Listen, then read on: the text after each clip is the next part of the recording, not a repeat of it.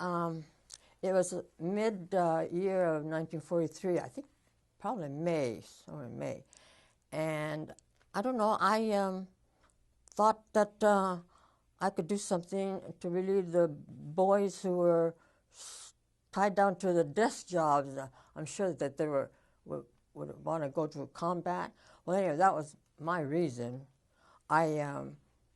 It was a WAAC at that time, Women's Army Air Auxiliary Corps, and I wrote a letter stating, my desire. I wanted to volunteer, and for that reason. And months went by,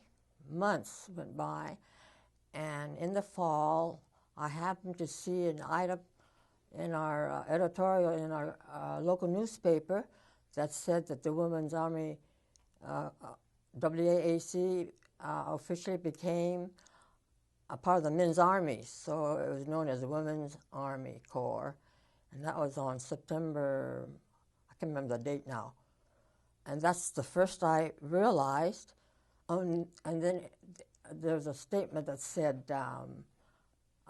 and Nisei women were allowed to volunteer, and I didn't realize that's why I hadn't heard from them from my original letter for all those months. I didn't know that we were barred. And so as I was just debating to see if I could write another letter, then I got an answer to my letter. And they told me to they notify me when I could take my physicals and all that. And that must have been in about November, I think. So that's how it all began. I got a notice for me to report for my physicals and our SAT test and all that. And then I was asked to report on December the 13th. What is the test that you mentioned, the SAT test? Oh, it's one of those tests that the schools give. That was included in our physical. We had several hours to, there's a booklet, had all these general, intelligent questions, and we had to take that too before that was part of our physical. Okay. What did your dad and your brothers and sisters think about your volunteering? Oh, it's interesting. My dad said, "Have you lost your good sense?"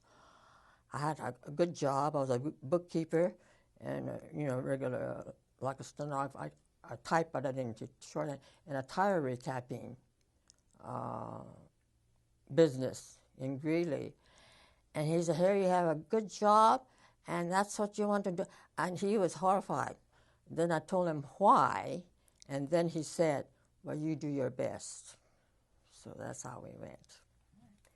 How about your brothers and sisters? I can't remember. They're younger. I guess they thought, well, if Susie wants to go, she can go. My older sister was worried. She says, "You're going to lose all your friends," because she had this idea, a woman joining a men's army.